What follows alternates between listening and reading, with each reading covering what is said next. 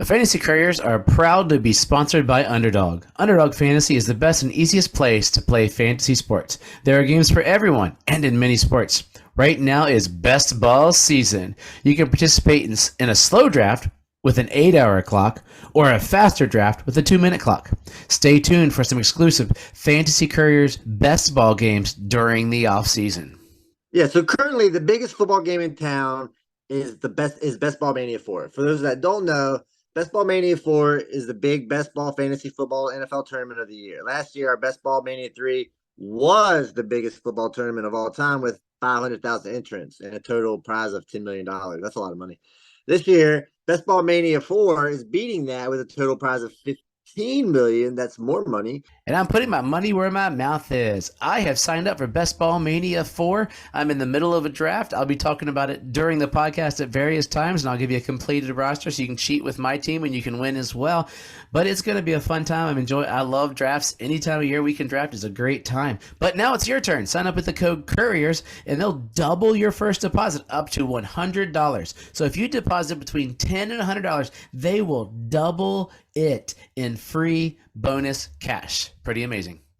Yeah, very amazing. So join Underdog today, and don't forget to use the code Couriers. A link is in the notes of the podcast. And now, back to the podcast.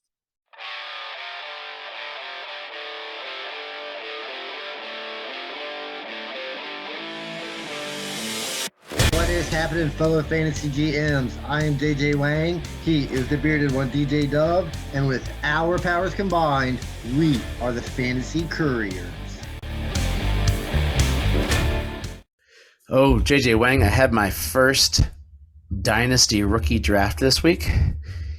It was quite the feat. I pulled the okie doke and messed with some guys in the league. This is a league the only league I have draft picks in, really. I had the 1.1, 1.2, 1.5, and 1.6.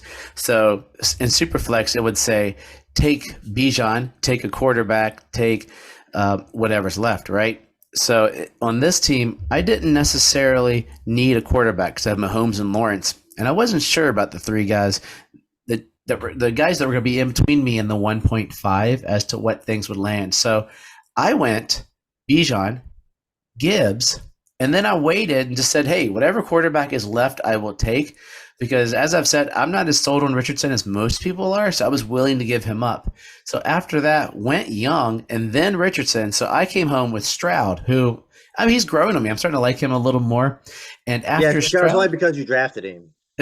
Oh no, I was young. It was Young, Stroud, Richardson's probably where I'm standing right now. So I was a little disappointed in Young, but I didn't have to get a guy to set there. And then I got JSN at the 6th pick. So I walked away from a draft with those guys. I got Downs. I got the Tank Dell as my final closing guy on the team. So I was quite excited to walk away with a good start in the face. Oh, and I got Zach Evans in middle to back up my Cam Akers. So it was I'd say all in all, can't complain. I mean, it sounds like a good draft, but I mean, if you got that many high picks, it should be a good draft. If it wasn't a good draft, you're a terrible drafter. So, but it sounds like you did an okay job.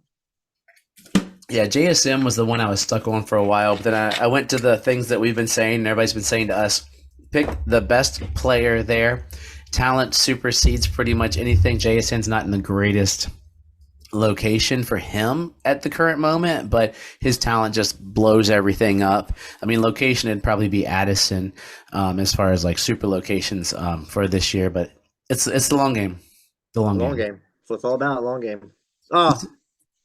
Speaking of long game, before we go any farther, I want to ask you a question of when do you give up on players per se? Me and my cousin had quite the heated argument regarding Jerry Jeudy. I'm a Jerry Jeudy fan. Jerry Jeudy hasn't done anything great by any stretch of the means, but last year he did finish as the number 22 wide receiver. So he's a top 24 wide receiver. Been in the league for 3 years. Has had some terrible quarterback play, including last year. The first year he came in, he had a lot of drops, right? He had like 10 drops. And then the next 2 years combined, so this past year and the previous year, 6 drops combined. So he fixed the drop portion of it. That was my cousin's big issue. Like, I'm ready to give up on him because he had so many drops in year Makes one. sense. So Me personally, if you were to give up on every player after their first year that they did bad, you would probably miss out on a lot of players, correct? Oh yeah. Oh yeah. Yeah. So with a new coach coming in, Russell Wilson possibly getting better, I don't think now is quite the time to give up on a player of Jerry Judy's caliber, considering that he would be the team's number one receiver. I'm just wondering, what's your thoughts on it? Have you given up on Cortland Sutton? I was never on Cortland Sutton. I think, And plus, Cortland Sutton is kind of old. Jerry yeah, Judy is 23, I think. yeah. I think too. You got to give guys. It comes down to there's guys you can't dump in the grand scheme of things, right? So that's part of it. Like you're not going to drop Jerry Judy. There's no way you're going to dump him. Cortland Sutton's 27, but but if something good comes in and some guys still hire him. So if I had Jerry Judy and I knew you were in my league, I'd probably move him at that point. Cutting it would take someone being astronomically terrible or leaving the league. I wouldn't like. I'm in the league right now. In that league, I just had somebody just dropped Allen Robinson. Now I'm not huge for Allen Robinson. My problem is I got nowhere to put Allen Robinson, or else I'd drop a waiver request. Like I was like, man, I've got to let him roll because I got some young guys who, like, the only guy I could drop is maybe Isaiah Spiller. But I'm curious.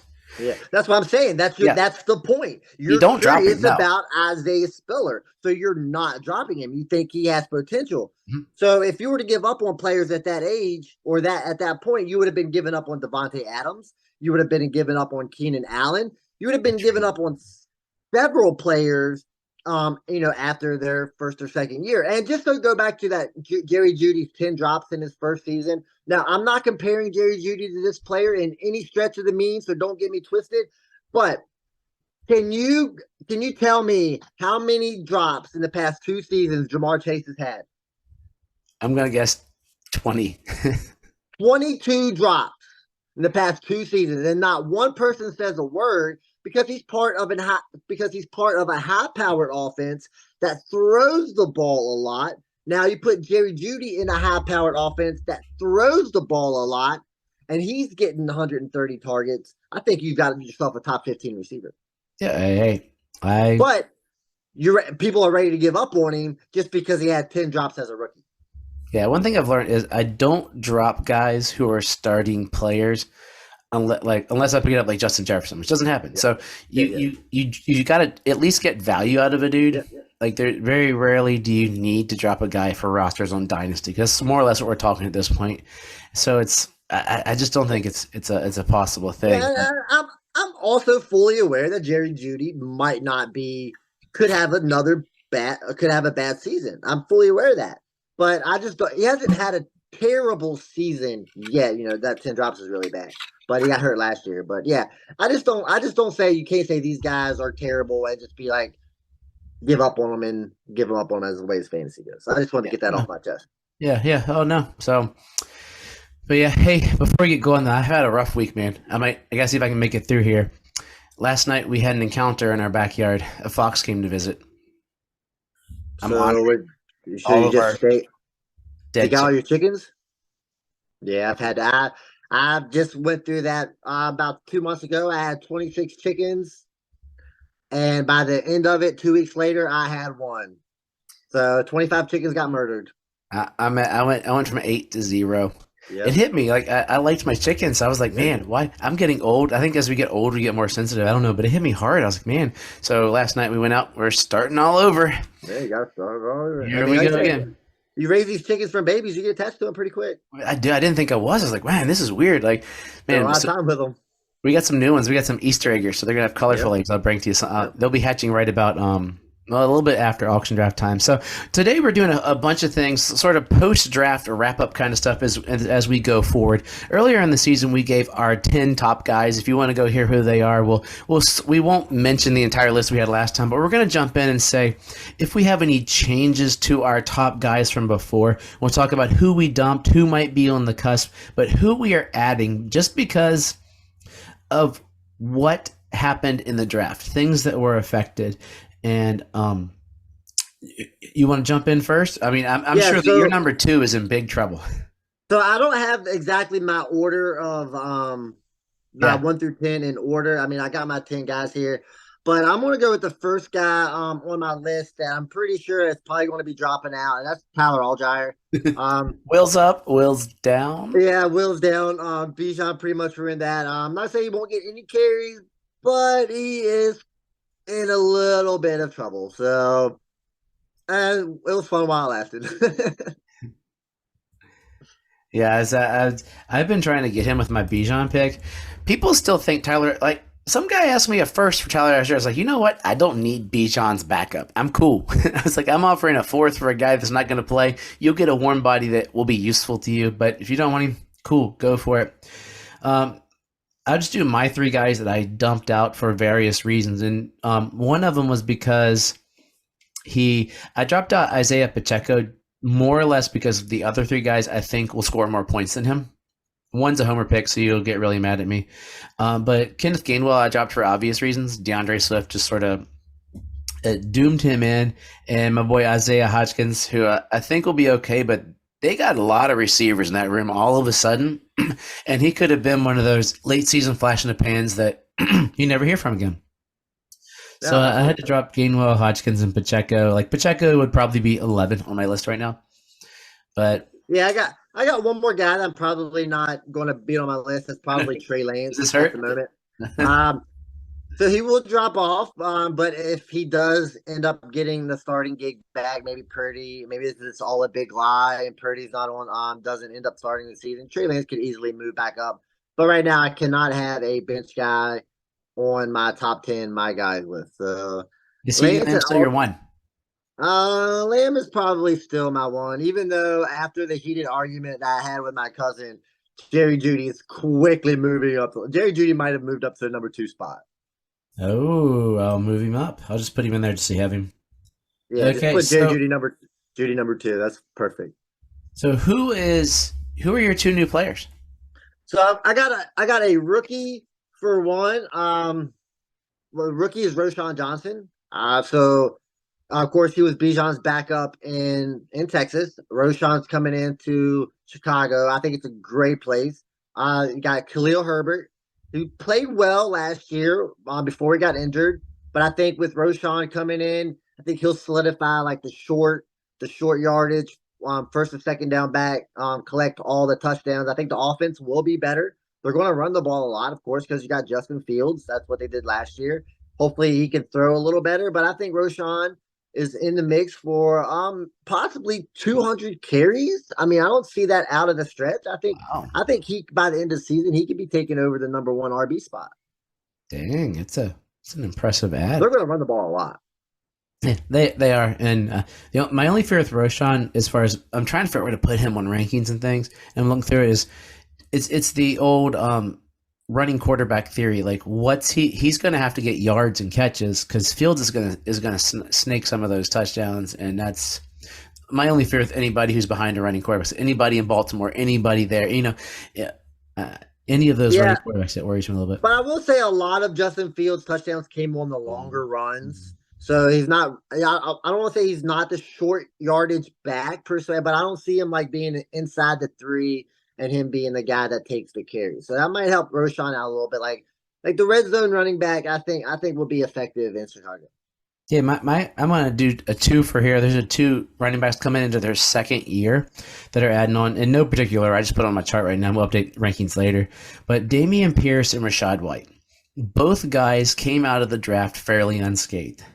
Both guys are going to be in front of quarterbacks that you got a rookie in Stroud, and you're going to have Baker. Baker All right, played. so can we stick? Can we just stick with Pierce? I got Rashad White coming up a little later, so we can kind of Okay, yeah, like I'm not talk okay. about. Actually, I do too. So we must be both doing Rashad White later on. So Okay. I'll stick with Pierce, and we'll talk about Rashad White a little later. Pierce, he toted the ball last year. I think they're still going to run. They're going to be a defensive minded team, and defensive minded teams run the ball a lot. So rookie quarterback's going to hand off the ball. He might even get some dump offs if he gets worried. And they didn't bring in. They brought in Singletary, but we got excited for Singletary a little bit, and then he lets us down. He'll probably ruin life this year, but Damian Pierce moved up into my guy with Rashad White, who I think both of us are going to mention later as a TIFer. Yeah. I mean, I like Damian Pierce. I think, like you said, they didn't bring in a running back during the draft, so clearly this the spot is his as the RB1. So I mean, 200, 250 carries and a lot of touchdowns. I mean, that's what we're hoping for at the moment. So I got two guys. This is going to be weird for me to say. I mean, this has been a hatred in my life for a really, really long time. And I'm going to go with two guys from the Washington Commanders here. Ever since Dan Snyder has sold the team, I've really found myself like kind of liking the Commanders, and they might be on my list for my favorite team this year. We'll see. But I'm Ooh, going to go with Jahan Dotson and Sam Howell. There you go, Sam Howell. So we got a starting quarterback they're a team. in They're a pair Washington. right now. Yeah, yeah. Okay. So starting quarterback in Washington, they brought in Brissett, right? I think Brissett's going to be the backup, I Yeah, believe. I've heard But he I might. don't think He might I don't argue. He might fight for starting at one I point. don't. There might be a fight, but I think at the end of the day, Hal will win out. I think he's better than what they have. I think he's better than Heineke. Obviously better than Carson Wentz. They both play like crap. Mhm. So then Jahan Dotson, he started off strong, got hurt in the middle of the season, come back and played well for the rest of the season. I think he's a strong number two with McLaren. I mean, eventually maybe even taking over that number one spot, and him and Hal just go on a crazy, crazy run together. Hoping. Uh, what about Scary Terry? Is he gonna still I be like Scary one, Terry. or is it gonna be 1A, 1B? I think for now he's still the one. I mean, he's still the better receiver, I think. I'm not saying Dawson will take it over this year, but Terry is a little older. I think he's what 26. I think he's a little older coming out. So I'm saying McLaren's still going to be the guy, but watch out for Dotson. And I think Sam Howell's going to be a pretty good quarterback. Well, my other ad, I'm gonna use him as we go into our segments today. We're each gonna share two guys who were doomed by what happened this year, and two guys who benefited from the NFL draft. So we're gonna start bad because I always like to end with the goods. So two guys who were doomed by the NFL draft.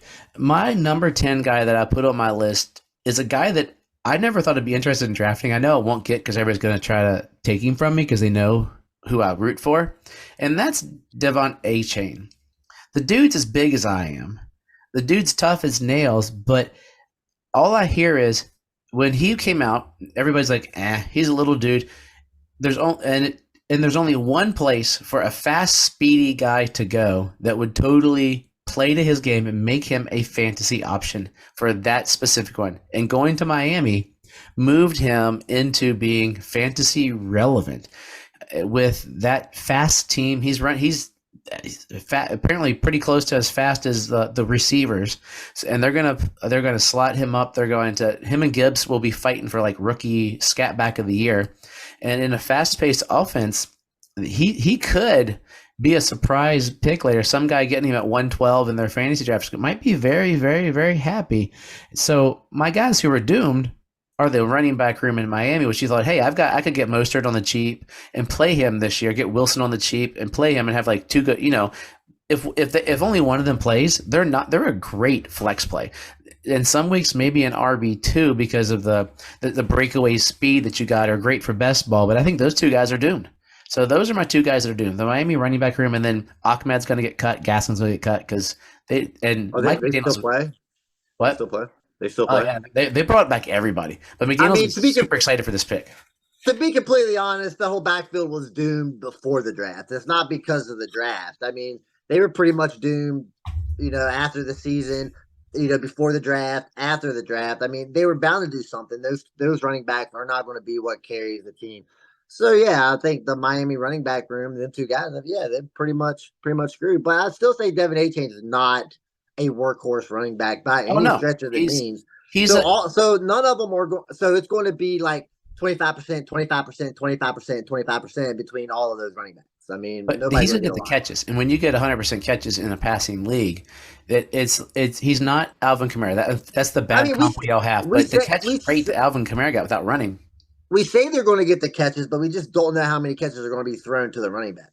yeah, I So mean I there's mean, no receivers after we can Waddle Hill. say they're going to get the catches, but at the end of the day, he's a running back, so it's the runs first, and then we hope you get the catches, Yeah, kind of like yeah. Jameer Gibbs. Jameer Gibbs, you hope you get those catches because if not, you can't really fall back on the run game. Well, for Gibbs, I I, heard the comic Swift got tons of catches and just throw that there and yeah, yeah. I mean, that's. I yeah, mean, that could definitely work. Yep. who got screwed? Who's So doing? my guys, this so honestly, I think the only route you can go when we do this segment is pretty much running backs. It's hard to say receivers get screwed because people throw so much. Receivers can be relevant, but the third receiver can be relevant. So I'm going to go Kenny Walker here. I know it sounds bad and it's going to hurt a lot of feelings, I but almost put him. Seattle came in and drafted two running backs. They drafted Zach Charbonnet with second round pick, I believe. So that's a high pick. And then they bought Kenny McIntosh with the seventh round late. So I'm not too worried about that. But the fact they brought in Zach Charbonnet, a good prospect out of college, I think it really, really hurts Walker as far as like touchdown upside and in that first and down type room that that he was carrying. He got a lot of yards. A lot of his yards came on big plays. So I think this really, really hurts Walker in the Seattle backfield. Yeah, I almost put him on there. He was a guy that I was going to put on there. I'm curious to see what's going to happen to him in Seattle, how they're going to play, because we've seen in the league that two running backs can be successful. Oh, absolutely. But you can't have two running backs be RB1s. That's what I'm saying. We live in the world of fantasy. So now they can be two top 24 wide running backs. But I think the running back one potential for either of these guys is completely capped at this point. Yeah, and it's gonna be the hot hand too. So they're I think they're gonna be fun for probably best ball more so than real, but maybe he takes over. Yeah, it's a rough one. He was the guy I was gonna put, and I'll talk more about that in a bit. But my other guy I already mentioned, so I'm not gonna talk much, and that's Kenny Gainwell. I was excited for him this year. I was like, sweet. They seem to like him. They gave him some totes in the Super Bowl, and did he get hurt or was that Boston Scott? But he didn't do what I thought he was going to do. But they liked him, and people out of Philadelphia currently are still saying that he's the number one running back. I think they're full of baloney. I don't think they went after Swift. I mean, they gave him for a bag of peanuts, so that wasn't a big deal. But I just think Swift greater than Gainwell, and he'll get more than Gainwell. And Kenny Gainwell, who was looking at being RB1, is now back to being scat back three. Yeah, I absolutely That's about agree. it. I mean, as long as Swift staying healthy, like it's been the issue with his career is his health. Is a smaller running back, but I mean he's a good player. I'm not sure how his running will come out in Philadelphia, but he could definitely catch the ball out of the backfield. The offense is wide open, and Jalen Hurts just continuing what he was doing from last year. Swift's catches might is going to they could be possibly crazy. Um, so I'll be real quick with this guy too. This guy that I brought up earlier, that's Khalil Herbert. I think he's pretty much shot with Rashawn Johnson coming in. Man, you're Don't kind of really Johnson. don't need to go into it that much. Like I said, he was good while he was there, but kind of like with David Montgomery, Herbert wasn't getting the carries. They kind of always gave them to Montgomery. Wow. And just an honorable mention for you, Davis Mills. Yeah, well, I do that last year. I mean, that's nothing new. About 3 weeks ago, there was a point when I was thinking, is Houston really going to take the defensive end from who is Alabama, the guy that took the third pick? Are they going to really take him at 2 and then just wait? That would be crazy. I was like, that's another year of Davis Mills. I almost traded for him just thinking about that. But so guys who benefited, I think we both have the same guy. We never showed each other guys before. So let us say our guy from Central Florida. Who is that? No, Rashad White. Is Rashad that White, baby. Rashad White? That's Rashad White. I'll Yeah, let they you steal the thunder. with with nobody coming in from the draft, that clearly makes him the RB1. Fournette is gone. Started taking over the role last year. Where they got Keyshawn Vaughn back there still, and Who's the other running back? That I think there's another running back I in don't there. even know. I'm not even going to But look it yeah, up. but either way, I mean he's a great receiving back. He's going to get pretty much all the carries. Baker Mayfield's their quarterback, so I don't see him passing a lot. So yeah, I think Rashad White really has a possibility of like being a top 8 running back here if he can, if that offense could be somewhat relevant. Yeah, Rashad. Look at Baker Mayfield. That's what I was gonna say earlier. Is he's jumped into my top 10 list, and I've never been. I was like, Who, okay, cool. Baker Mayfield? No, Rashad White. No, I Baker thought Mayfield. you said- But look at Baker. Baker was in Los Angeles when Cam Akers took off last year. So I'm just you can go with that too. You know, so wherever Baker's been, there's been a good running back. Yeah, because Baker he's a came terrible from passer. yeah, it could be that he's terrible, but if he's a terrible passer, you'd think something in the box there. But it could be that he's audibling right into the running back, or it could be something with the game. I'm not that intelligent on the X's and O's superbly to be like, but if you just follow Baker, Baker has always had a running back excel. So why not in Tampa? I mean, luckily they do have two great receivers on the outside, and they still have Russell Gage is a pretty good receiver there. Probably slotting unless they'll probably put the guy on my fantasy team, Godwin in the slots. But they'll move the guys around. But I just think I'm with you, Rashad White. Where would you draft him in a? Is he in the first round, or is he probably still a second round running back? I don't see him being a first round running back. I mean, probably. Probably a fourth round running back, right? Yeah, yeah. I don't. I So, mean, it's gonna be tough as far as like first, second round because by the time we get to the end, yeah, I'd say probably maybe middle third is probably where you could get White, I maybe. see. But by the time the drafts are rolling around, the hype could get out of control. Right now, he is RB25 on Underdog. So I'm in the middle of my league, and it's my pick right now. And Dow Cook is still on the clock in the fifth round. I take Dalvin Cook, right? I mean, I would probably take Rashad White over Dalvin Cook at this point. Well, Rashad White is pick number 186. He's like way down there, so I could get him in the next round. Oh yeah, possibly, yeah. Okay. Anyway, Yeah, who's your other guy? so the guy that I wanted to bring, it kind of makes me sick to say this. Gino. That's James Conner. Sounds terrible. James Conner was a top 20 running back last year, top 5 the year before. They didn't bring in any running backs to compete with carries. They still got Keontae Ingram. They lost Kyler Murray, so they got the kid from Texas, the quarterback from Texas, Colt McCoy, I think, is their starting quarterback. Not a great passer. So, I mean, as long as James Conner is in the lineup, I think we can pretty much see the same James Conner as we seen last year. Wow, that's interesting. I got one word for you that could change his entire narrative. Zeke. Zeke will be like, I want to be Emmitt Smith. He's free agent. I don't know. But right now, yeah, I like James Conner. I always have. Yeah, I mean, where he's sitting, yeah, he's like basically if you were doomed, it's because somebody came in to join your backfield. If you were saved, it's because nobody came into your backfield. Yeah. But I'm gonna go with a quarterback that I did not like when he came out of college. I did not like for many, many, many years. But last year, he proved us wrong, and that's Geno Smith. Geno Smith had a pretty stinking good year. And then what happens to Geno Smith? He gets a second running back who will keep some of the pressure off of him. And then he gets arguably the best receiver in the draft, like hands down the best receiver. I mean, the people from Ohio State are saying JSN is the best receiver they played with, except for Harrison starting to move up above him. But so now, not only does he have two solid receivers, JSN gets to learn the NFL game, and he'll be the third receiver. And they only went 3 wide receiver sets. I was hearing like 66% of the time. So a lot of the pressure's off him because they're going to have so many stinking weapons that this team's as bad as we thought they might be last year. I mean, last year we buried them.